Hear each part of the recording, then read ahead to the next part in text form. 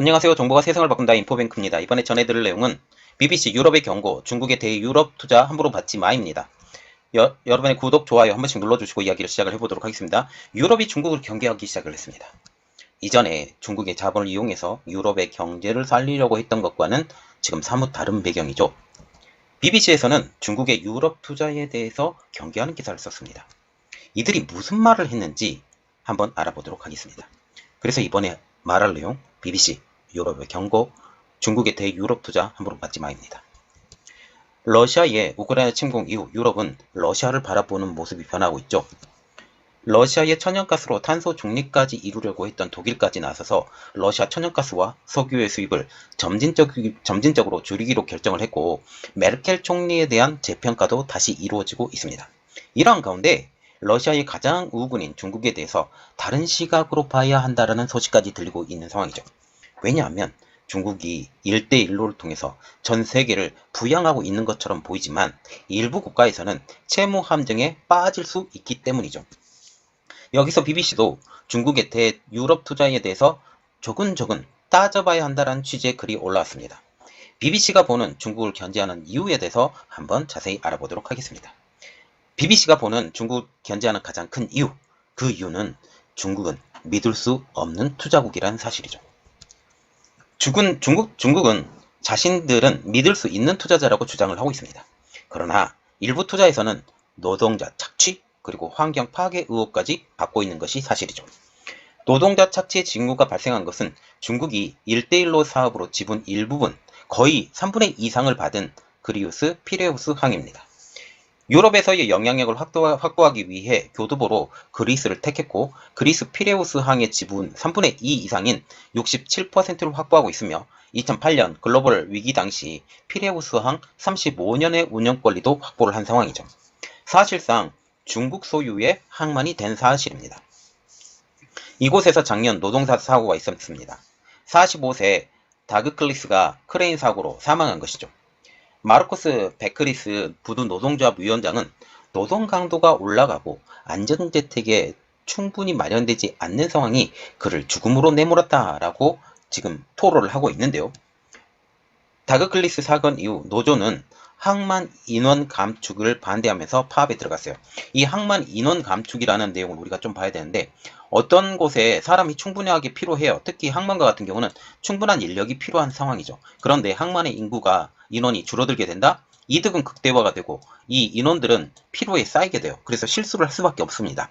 이것이 이 사망 사건을 발생한 요건이 된다고 얘기를 하고 있는 것이죠. 현재 중국은 유럽 전역으로 1대1로의 목적으로 투자 포트폴리오 확장을 진행 중이죠. 유럽 내 항구와 광산을 운영하며 그리고 다리와 도로도 건설하고 다른 이들이 투자하지 않는 사소한 일까지도 중국이 투자하고 있는 것입니다. BBC는 유럽 국가들이 중국으로부터 투자를 받을 때는 실익과 위험 요소를 꼼꼼하게 따져봐야 한다고 경고를 하고 있습니다. 왜냐하면 채무를 상환할 수 없을 경우 중국 정부 등의 채권자가 경제적, 정치적 양보를 요구할 수 있는 채무 함정에 빠질 수 있기 때문이라는 것이죠.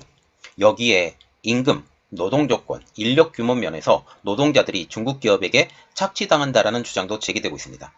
여기서 중국 기업들이 지금 1대1로를 통해서 들어오게 되면 어떤 일이 벌어지냐? 거의 대부분 중국 노동자를 많이 사용을 해요. 중국 노동자들을 많이 사용하면서 그 관리급은 중국 노동자들, 그리고 밑에 일하는 사람도 중국 노동자들이 필요한데 아주 적은 임금으로 사용하는 사람들도 있어요. 이 사람들이 착취를 당한다라는 거죠. BBC는 코스코에게 디미트리스 다그클리스 사망, 그리고 피레아스 항만 직원의 규모, 항만 확장 등에 인한 환경 파괴 문제를 질문을 했습니다. 여기서 코스코라는 것은 중국 해양공사로 지금 알려지고 있는데, 이 피레우스 항을 지금 관리하고 있는 업체, 이게 코스코입니다. 피레우스 항만 측은 인터뷰에 응하지 않겠다고 하면서 더 이상 협조할 수 없다고 밝혔죠. 베크리스 위원장은 노동권 파괴가 오로지 중국만의 책임은 아니라고 생각한다고 주장을 하고 있는데, 그는 글로벌 금융위기 이후 자본주의 체계가 모든 기업이 영토에 구애되지 않고 노동자의 희생을 대가로 이윤을 극대화할 수 있는 수준으로 바뀌었다라고 주장을 하고 있습니다. 그리스 정부는 지난 2008년 엄청난 경제 위기를 겪으면서 피레우스 항구를 비롯한 여러 공공자산을 매각을 했죠. 그리스에 대한 중국의 투자가 활발해졌던 시기도 이 시점입니다. 현재 피레우스항은 호황을 누리고 있습니다. 거대한 컨테이너선들이 피레우스항을 채우고 있는데 대부분 유럽 곳곳으로 유통된 중국산 상품들을 실은 컨테이너선들입니다. 피레우스항의 지리적 요건을 보면 알아요. 제가 그림을 하나 또 보여드릴 텐데 그것에 대해서 나오게 되면 또 이야기를 해드릴게요. 중국을 위한 전진기지로, 말하자면 1대1로의 전진기지로 피레우스항을 사용하고 있는 것이죠.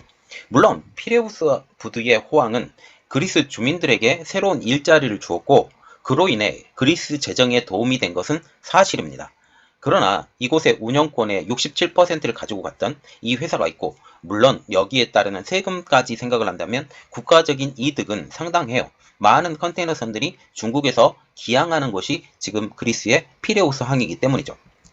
그러나 피레우스 부두의 호황은 오히려 중국에 도움이 주었음을 알아야 합니다. 현재 유럽 국가들은 러시아의 우크라이나 침공으로 재정적인 타격을 받고 있죠. 이러한 상황에서 이제 더 많은 유럽 국가들이 중국에 손을 벌릴 수 있는 입장에서 이러한 뉴스가 나왔음을 우리가 인정을 해야 됩니다.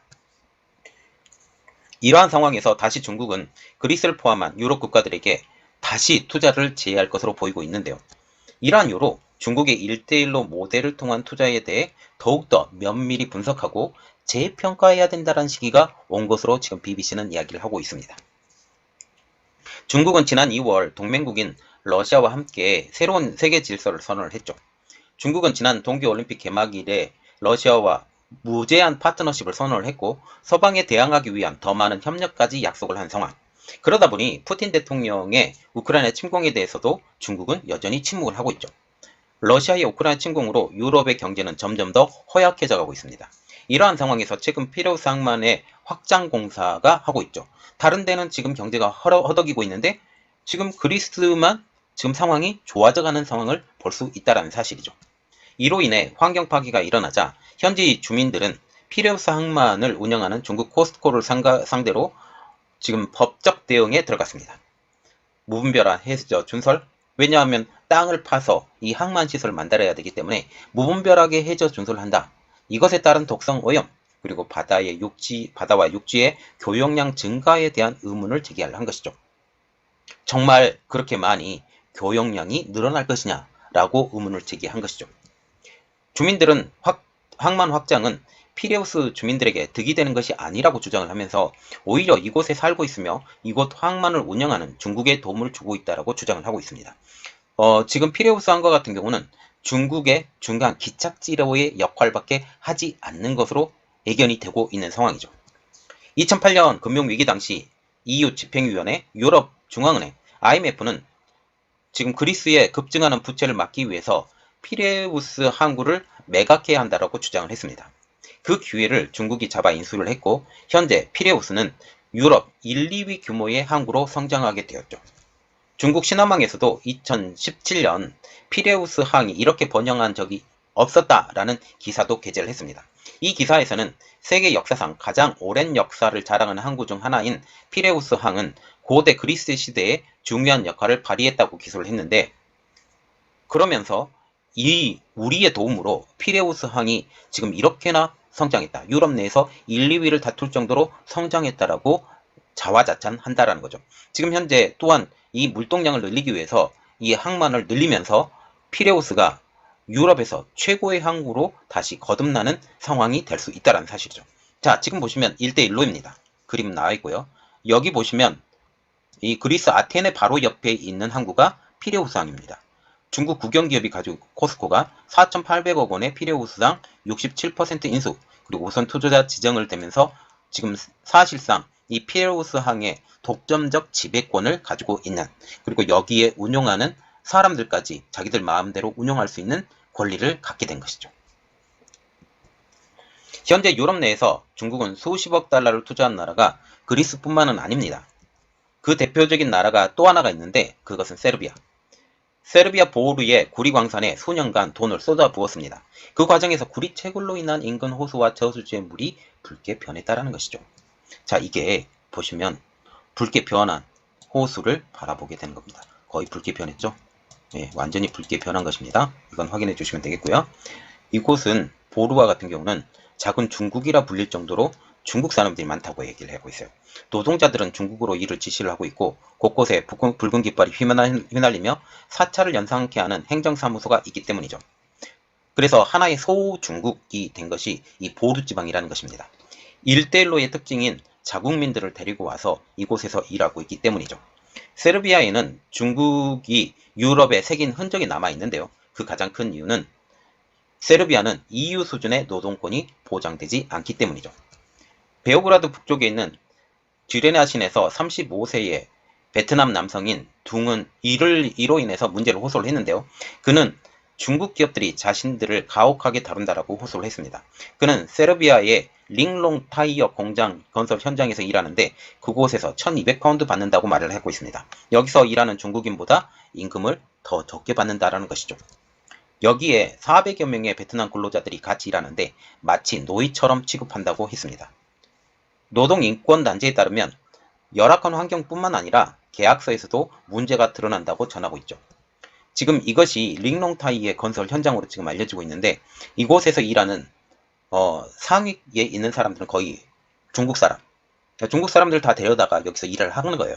그리고 이 밑에서 일하는 허드렛 일을 하는 사람들은 베트남 사람 아니면 다른 지역 사람들 일을 하는데 임금 차이가 좀 난다라는 사실입니다. 같이 일했어도 똑같은 임금을 받지 못하고 차별적 임금을 받는다라는 것이죠. 세르비아는 현재 EU에 가입을 추진을 한 중입니다. 하지만 이곳에서 확인된 고용계약서에는 사형제가 있는 중동 국가에서 외국인 노동자들을 위해 사용하는 계약서를 복사해 붙인 것 같다라는 이야기까지 나오고 있는 것이죠. 이러한 상황은 중국 기업들이 세를 불리는 다른 유럽 국가들도 반면교사를 삼아야 된다라고 경고를 하고 있습니다. 그러나 세르비아 현지 언론은 링롱 타이어 측이 노동자 측에 높은 수준의 복지를 제공하려 노력하고 있다라고 보도를 하고 있다는 것이죠. 세르비아 정부도 중국의 투자가 경제 성장에 촉진이 된다고 말을 하고 있습니다. 세르비아 같은 경우는 옛 유고 연방에서 떨어져 나간 나라, 그러면서 유고 내전을 만들었던 나라인데 세계적으로 투자가 이루어지지 않는 나라예요. 이 중심이 되었던 나라이기 때문에 투자가 이루어지지 않는 나라를 지금 중국이 타겟으로 잡고 이 나라를 투자를 하고 있다는 거죠. 그래서 많은 부분에서 중국의 영향력이 상당한 나라가 지금 세르비아로 알려지고 있습니다. 그래서 이번에 그 영공권을 봉쇄를 했죠. 러시아 국적기가 다니는 영공권을 지금 봉쇄를 했는데 이 영공권에 대해서 도움을 주지 않는 나라가 또 세르비아였다는 거죠. 알렉산드르 부치치 대통령도 일본 베트남 노동자들 때문에 중국의 투자가 위축되어서는 안 된다고 주장을 할 정도로 친중국 노선을 타고 있는 나라가 세르비아로 보시면 되겠습니다. 중국의 유럽에서의 자행에 따른 인권 침해 의혹은 신장 위구르 자치구에서 위구르 무슬림에게 저지른 것과 똑 닮아 있다라는 분석까지 나오고 있는 상황. 그리고 영국은 지금 중국세가 그렇게 크지 않아요. 자기 자신의 힘이 너무나도 강하고 러시아의 영향력도 그렇게 강하지 않은 나라가 영국입니다. 그래서 영국이 제일 심하게 나서서 지금 얘기를 하고 있는데 이번에 푸틴의 정승절에도 영국 국방장관이 아주 심한 말을 했죠. 푸틴에 대해서. 시무룩한 얼굴을 가지고 있다라고 말할 정도로 이렇게 하고 있는데 영국에서 데이터 함정을 경고를 합니다. 이 내용도 알아볼게요. 영국의 해외 첩보기관인 M610은 중국의 채무 함정뿐만 아니라 데이터 함정에 대해서도 경고를 하고 있습니다. 중국은 전 세계로부터 데이터를 수집할 수 있는 능력을 갖췄으며 자금을 활용해서 사람들을 궁지로 몰아넣고 있다는 것이죠. 물론 중국은 이러한 혐의를 부인합니다. 그러나 그 대표적인 기업이 화웨이죠. 우리가 눈여겨봐야 될 기업 화웨이. 화웨이는 3G부터 시작을 해서 4G, 5G, 그리고 이제는 6G까지 투자를 하고 있는 나라. 그럼에도 불구하고 미국의 제재 때문에 지금 세력이 많이 약화됐다라고 하고 있지만 여전히 통신장비 분야에서 1위를 차지하고 있는 나라죠.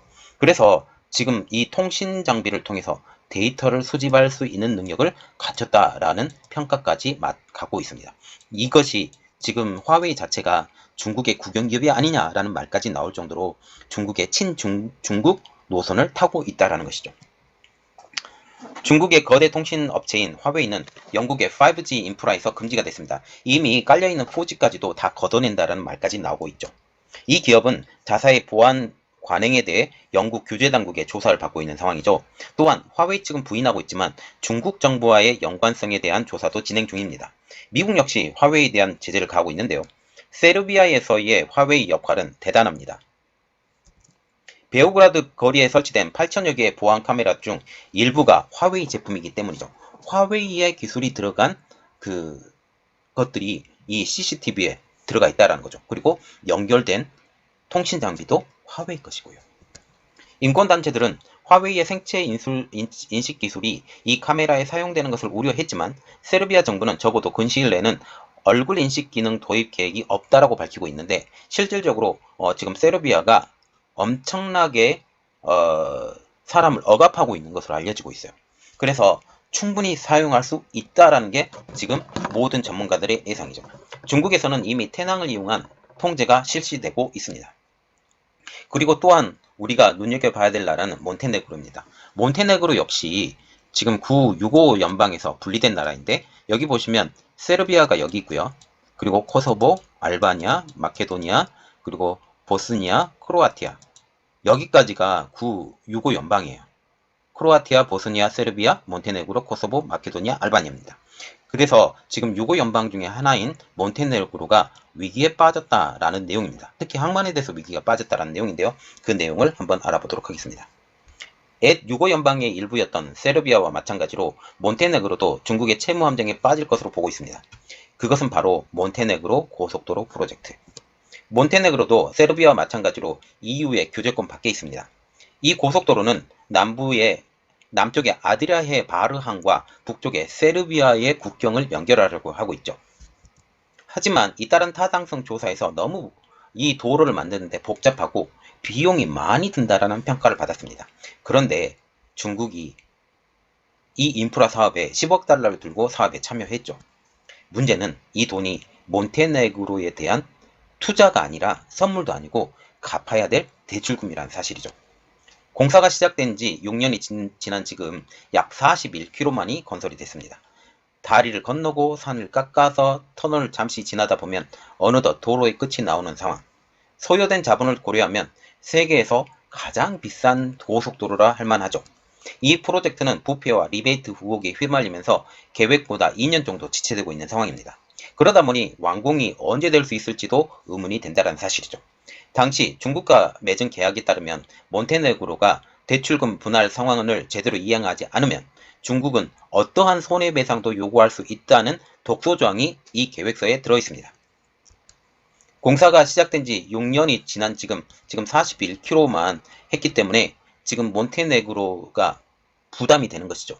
몬테네그로는 티바트와 바르 두 개의 항구 도시가 있는데 규모 면에서는 바르항이 더 큽니다. 현재 몬테네그로는 중국 차관 상환 문제로 2021년 1월 EU에 도움을 요청하는 상황이죠. 문제는 이 고속도로의 건설을 중국 도로 교량 회사가 맡은 것입니다. 중국의 1대1로의 정책에 따라 돈도 물자도 인력도 모두 중국이 되는 형식이죠. 여기에 몬테네그로는 중국과 5,400만 유로 상당의 화력발전소 계약을 체결했으며 1억 2,700만 유로 정도의 다른 채무도 있는 상태이기 때문에 완전히 중국의 채무에 묶여있는 나라가 몬테네그로라는 사실이죠. 그 결과 몬테네그로 부채의 25% 정도를 지금 중국이 보유하고 있습니다. 이렇기 때문에 지금 바르항이 완전히 중국의 소유로 넘어갈 것이다 라는 말까지 나오고 있고 지금 현재 이 EU 그 자체도 이 사건에 대해서 도와주겠다라고 말을 했지만 벌써 1년이 지난 상황이기 때문에 이것이 어떻게 진행되는지 아직까지 상황이 나오지 않은 상황이에요. EU의 지금 거센 반발 때문에 중국이 조금 뒤로 물러난 상황으로 보고 있습니다. 그리고 크로아티아도 좀 문제가 있다라는 말이 나오고 있는데 이 내용도 조금 자세히 들어가 볼게요. 일부에서는 동서양 간 효과적인 협력 사회로 꼽는 것이 한 가지가 있는데 그것은 바로 아드리아해에서 몬테네그로 바로 위에 있는 크로아티아 펠레샤츠 대교 프로젝트입니다. 크로아티아 본토와 펠레샤츠 반도를 연결하는 이 공사는 크로아티아에서 가장 규모가 큰 사회 기반 시설 프로젝트이죠. 대교가 완성되지 않은 현재는 펠레샤츠 반도에서 크로아티아 본토로 가기 위해 보스니아를 반드시 통과해야 되는 상황입니다. 지금 이렇게 돼 있죠. 이게 보스니아 쪽입니다. 자, 지금 보시면 제가 표시해 드릴게요. 이게 보스니아 쪽이에요. 이게 보스니아 쪽인데 보세요. 고속도로가 이렇게 뚫려 있습니다. 고속도로가 색깔을 좀 바꿔서 칠해 드릴게요. 고속도로가 지금 이렇게 뚫려 있어요. 이런 상태로 지금 뚫려 있는데 이것을 통과하기 위해서는 이렇게 지나가야 되고, 그리고 여기에 연결된 고속도로는 여기에 있었다라는 거죠. 스톤을 지나서. 그런데 이 땅 자체가 크로아티아 땅이기 때문에 여기에 크로아티아의 영토를 주장하기 위해서 여기에 고속도로를 뚫는다라는 이야기입니다. 이 협력 사례도 문제가 있습니다. 크로아티아는 EU 회원국이죠. 그래서 EU가 이 건설 비용 대부분을 지불했는데 페인트 칠, 청소, 타르 마킹 등에 투입된 것은 중국의 인력이었죠. 중국 국영기업인 중국도로교각공사의 입찰 가격은 상대 경쟁사보다 20% 낮게 입찰했기 때문입니다. 지금 중국도로교각공사라는 것을 우리가 눈여겨봐야 되는데 이 회사가 어떤 회사냐? 지금 몬테네그로에 문제가 생겼던 회사입니다. 몬테네그로. 그래서 지금 유럽의 이러한 인프라 자체를 중국에서 노리고 있다라고 보시면 돼요. 노리고 있다. 유럽의 경쟁사들은 이에 대해 문제를 제기했지만 중국의 입찰을 막을 수 있는 방법은 없었습니다. 결국 중국은 이 사업의 일부를 할당을 받은 것이죠. 크로아티아 입장에서도 평가는 양호합니다. 왜냐하면 돈이 적게 들었기 때문에. 크로아티아 플라데의 브라니미르 비드마로비치 교수는 펠라사트 대교를 유럽 국가들이 동서양 간 균형점을 확보하면서 세계 최대 시장인 미국을 소외시키지 않는 사례로 꼽았어요. 그는 중요한 기술을 배제하고 철도나 인프라 프로젝트 등 물리적 분야에서 중국과 협력을 한다면 EU와 나토, 미국, 중국 모두를 만족시킬 수 있으리라고 생각한다라고 말을 하고 있죠. 그러나 이것은 100% 틀린 말입니다. 그런데 문제는 이번 사업의 성공으로 인해 중국에서 온 인력들이 그대로 크로아티아에 눌러 앉는다는 사실이죠. 그리고 그들을 통해서 중국의 세력이 이 크로아티아에 새롭게 넓히는 도구로 사용된다는 사실입니다.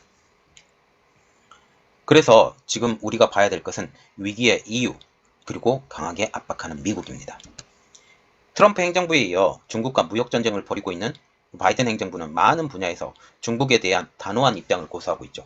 그러면서 유럽에서는 중국의 자금과 호의를 외면할 것을 요구하고 있는 상황입니다. 여기에 러시아의 우크라이나 침공으로 인해 유럽 각국은 무기 구매에 혈안이 되고 있죠. 특히 미국의 무기에 대해서. 중국은 1대1로의 일환으로 유럽을 공략하고 있지만 러시아의 우크라이나 침공으로 유럽과 미국은 더욱더 가까워지고 있고, 특히 미국의 이러한 무기를 구입하려고 한다면 미국의 입맛에 맞는 정책을 해야 된다는 사실이죠. 또한 시진핑은 2차 세계대전 이후 유럽을 가장 큰 안보 위기로 몰아넣은 푸틴의 친구라는 사실도 잊지 말아야 됩니다. 자, 지금 보시면 BBC가 이렇게 중국에 대해서 경고를 하고 있어요. 경고를 하고 있는데 결국 이제 각성을 해라. 중국에 돈을 빌려주는 것은 결코 공짜가 없다. 라는 내용이죠. 지금 이탈리아도 지금 문제가 된다라는 그런 이야기가 나오고 있어요. 이러한 상황들 때문에 결코 쉽지 않은 현재의 상황, 그리고 러시아의 전쟁은 쉽게 끝나지 않은 그러한 상황까지 지금 보게 됩니다. 이러한 상황에서 우리는 어떻게 해야 되느냐? 균형 외교는 이제는 없어요. 균형 외교는 없고 어디에 더 편중된 외교를 할 수밖에 없는데 그게 중국이면 안 된다라는 사실이죠. 자, 이번 내용은 여기까지 하겠습니다. 저희 내용이 여러분들에게 도움이 되셨다라고 하면 구독, 좋아요, 그리고 알람 설정까지 부탁드리겠습니다. 감사합니다.